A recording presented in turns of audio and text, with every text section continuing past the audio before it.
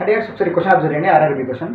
ఆ క్వశ్చన్ ఏంటంటే సింపుల్గా 30 మెంబర్స్ స్టార్ట్ చేశారు మా వర్క్, 20 డేస్లో చేద్దాం అనుకుంటారు. సరే కదండి, 30 men can do work in 20 days. 30 members 20 డేస్లో వర్క్ చేద్దాం అనుకున్నారు. కానీ అన్ఫార్చునేట్లీ ఏం జరిగింది ఇక్కడ అంటే 6 days వర్క్ అయిపోయింది. ఆ తర్వాత ఎంతమంది వెళ్ళిపోతే మొత్తం వర్క్ 26 డేస్లో అయిపోతుంది అంటున్నాడు.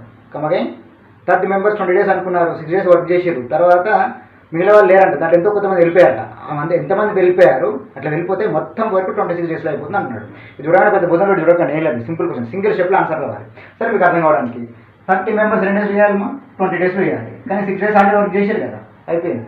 మిగిలింది 14 days. ఎవరికి? ఈ 30 మెంబర్స్కి. 30 మెంబర్స్కి 14 డేస్లో వర్క్ రెడీ ఉంది. ఇది బేసిక్ ఉండే కాన్సెప్ట్. కానీ అన్ఫార్చునేట్లీ వర్క్ని మొత్తం వర్క్ ఎన్ని డేస్లో అయిపోవాలన్నాడు? 26 డేస్లో. మొత్తం వర్క్ అంటే ఈ 6 daysతో కలిపి మొత్తం వర్క్ 26 డేస్లో, అంటే మిగిలింది 20 డేస్ వర్క్ అనమాట. ఈ 20 days వర్క్ ఎంతమంది చేస్తారో తెలుసుకున్నాం ముందు. అయితే ఎంతమంది వెళ్ళిపోయారు కాదు, ఎంతమంది వర్క్ని ఫినిష్ చేస్తారో చూద్దాం. ఏ వర్క్ని?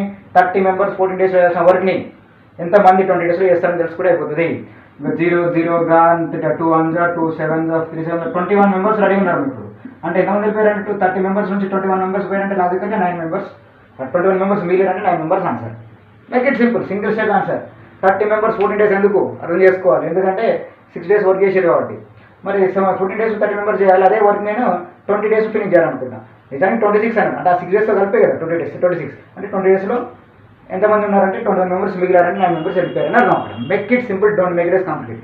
ఏదైనా ఆన్ ది స్పాట్ ఎట్లా రియాక్ట్ అవుతున్న point, on the spot how you are connecting with your intelligence, అది క్వాంటిటీ ఆప్టిట్యూడ్. అంతేగాని సిద్ధాంతాలు పోతారు, అర్థాంతాలు చేస్తారంటే చాయిస్ ఇస్ యువర్స్. సబ్జెక్ట్ కావాలా, ఇంటెలిజెన్స్ కావాలనేది కాన్సెప్ట్. అఫ్కోర్స్ సబ్జెక్ట్ ఉంటే ఇంటెలిజెన్స్ వస్తుంది, బట్ ఐక్యూ ఉన్నంత వరకు ఏ మోడర్న్ సిచ్యువేషన్ అయినా మార్చవచ్చు.